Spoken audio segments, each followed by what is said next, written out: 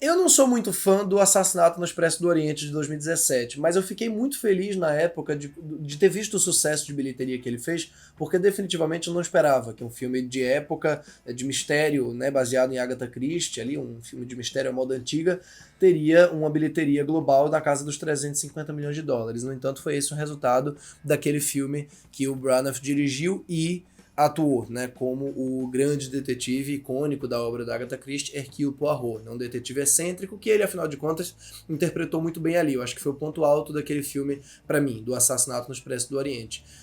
Daí, lógico que imediatamente foram confirmadas as sequências. O Morte no Nilo foi muito demorado, né, para finalmente sair. Afinal de contas, ele passou por um processo aí de pandemia, depois de atores e atrizes cancelados ali no elenco, sobretudo o Armie Hammer, né, acabou estreando com vários problemas de divulgação, e eu acho que por isso deram desconto no resultado muito inferior de bilheteria que ele teve ali no começo de 2022.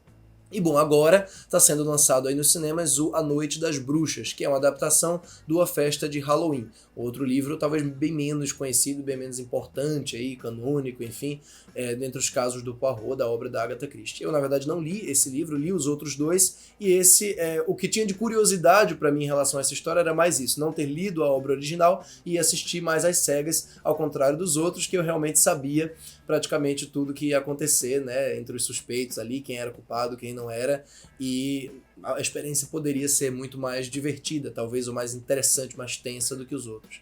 Afinal de contas, ainda tem um outro agravante aqui, um agravante no sentido de aumentar essa tensão, que é o fato de o A Noite das Bruxas entrar um pouco mais no território aí do cinema de terror, né, já que a gente está falando de alguns elementos sobrenaturais aqui na história. Pois bem, não. Né? O meu instinto de que o primeiro filme, O Assassinato no Expresso do Oriente, poderia, apesar de não ser maravilhoso, render frutos muito positivos dali para frente, né? Render novos mistérios interessantes e mais instigantes, com mais pulso do que aquele filme, meu instinto estava errado. O Morte no Nilo foi um filme inferior, né? Não vou dizer tão inferior assim, mas inferior ao Assassinato, e esse daqui, A Noite das Bruxas, mostra que com 3 filmes a fórmula do Branagh já está se esgotando quase que completamente, apesar de toda essa produção requintada dele. Antes de entrar em mais detalhes sobre o porquê de eu não ter gostado da Noite das Bruxas, eu vou lembrar você que, se por acaso ainda não fez isso, não se esqueça de se inscrever aqui abaixo, né, no canal, não se esqueça também de curtir o vídeo e, lógico, de deixar o sininho das notificações aí sempre ativado, porque só assim você vai receber as notificações quando a gente postar vídeos novos aqui no canal. Se você quiser me acompanhar em outros comentários que eu estou fazendo sobre cinema, você pode me seguir tanto no Diário de Pernambuco, onde eu faço críticas todas as semanas, vocês podem me conferir também no Letterboxd e na minha conta do Twitter, onde eu estou sempre fazendo recomendações e comentários sobre filmes que eu assisto praticamente todos os dias.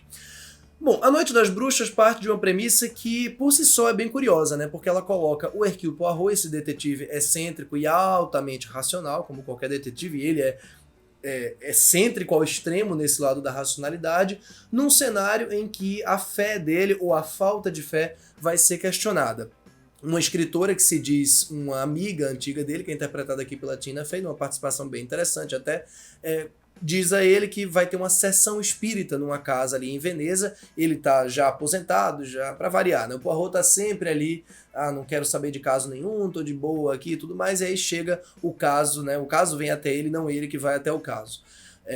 Nos 3 filmes adaptados até o momento isso aconteceu, no caso, né? Ele é colocado numa situação em que as habilidades dele têm que ser utilizadas. E aqui essa escritora chama ele e ele tem que ir participar dessa sessão espírita. E lógico, o que ele vai fazer ali é tentar entender qual é o truque da vez, já que, obviamente, que ele não acredita em vida após a morte, não acredita em espírito, não acredita em fantasma, não acredita que aquela casa está assombrada, nem nada disso. O problema é que, no meio dessa situação toda, o Poirot vai identificar a possibilidade de um assassinato ter sido cometido ali, onde aparentemente uma menina morreu de morte morrida, morreu de morte acidental, ou de esquizofrenia, ou de acidente decorrente de uma doença mental. E lógico, assassinatos vão acontecer, coisas vão ocorrer e o Poirot vai ter a realidade dele consideravelmente abalada. A gente vai ficar o filme inteiro nessa sensação de, tem realmente alguma coisa aí ou não tem? A única coisa que eu posso dizer com relação a esse tratamento do Branagh, do sobrenatural ou do real, é que ele escolhe o lado mais convencional possível disso. Quer dizer, é lógico que lidando com o mistério do Poirot, muitas coisas precisam ter explicações práticas, precisam ter explicações racionais. Então é evidente que as explicações de ordem sobrenatural, de ordem fantasmagórica, se existirem, elas vão ser mais elementos de distração para o filme.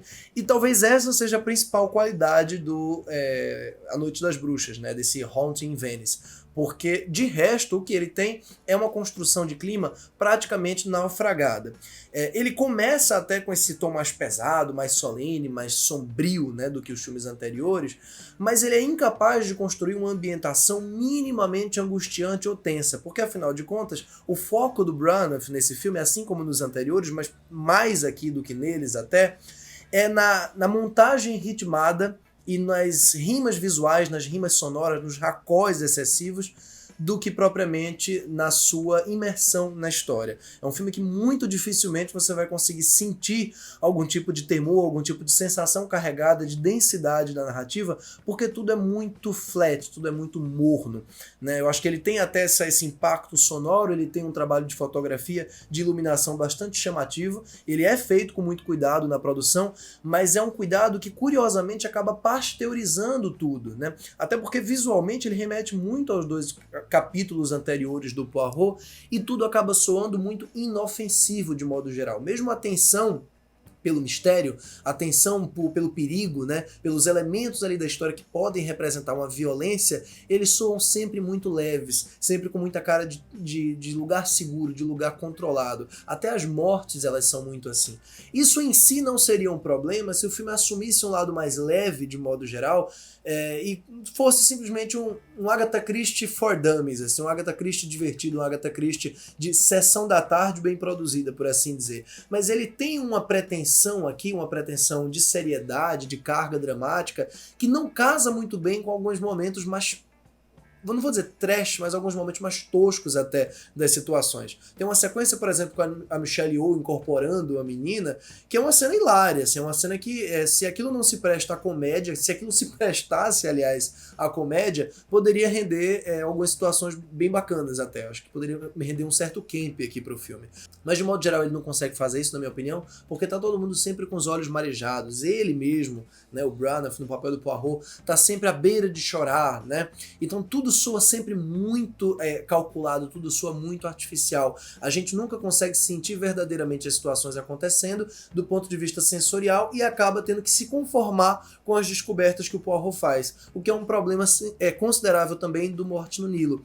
É aquela coisa do personagem identificar as coisas sem que a gente perceba como ele está chegando naquela conclusão. Então é normal no suspense, é inclusive normal em qualquer filme de investigação, de detetive, o Knives Out, por exemplo, e os filmes aí do Benoit Blanc, do detetive original do Rian Johnson, interpretado pelo Daniel Craig. Ali a gente também tem essa coisa do personagem percebendo coisas que a gente não viu ele perceber. Mas pelo menos ali, sobretudo no filme de 2019, no Knives Out, existia uma coisa de demonstrar pra gente o que é que tá fazendo, qual é o objeto que tá fazendo aquele personagem ter algum tipo de reflexão. Em outras palavras, o público precisa pelo menos da pista, o público precisa ver na tela o que é que pode mais pra frente representar algum tipo de informação. Não o personagem simplesmente aparecer com informação de algo que a gente nem viu acontecendo. E é exatamente isso que acontece no Morte no Nilo.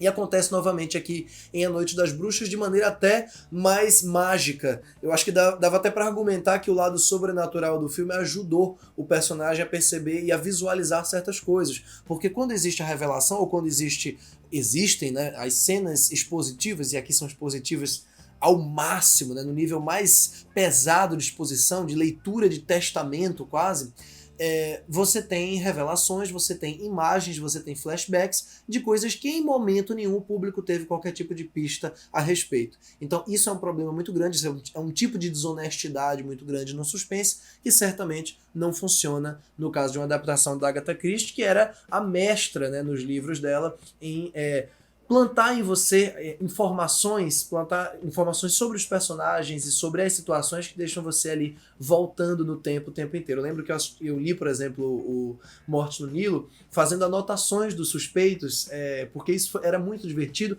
levando em conta as pistas que ela dava a respeito de cada um deles. Aqui sim é dado informações sobre os suspeitos, mas não são dadas pra gente informações visuais a respeito do que eles estão fazendo. Tudo é focado muito no Poirot, e pouco é focado no que ele está identificando naquela situação. Isso compromete muito o suspense, e mais do que isso, repito, mesmo que tivesse esse problema, o filme sofre dessa fórmula visual que homogeneiza tudo, pasteuriza tudo. Até os momentos calmos e densos dele parecem pasteurizados. Ele busca por uma certa densidade, mas ele tem um lado camp que fica ali gritando o tempo inteiro.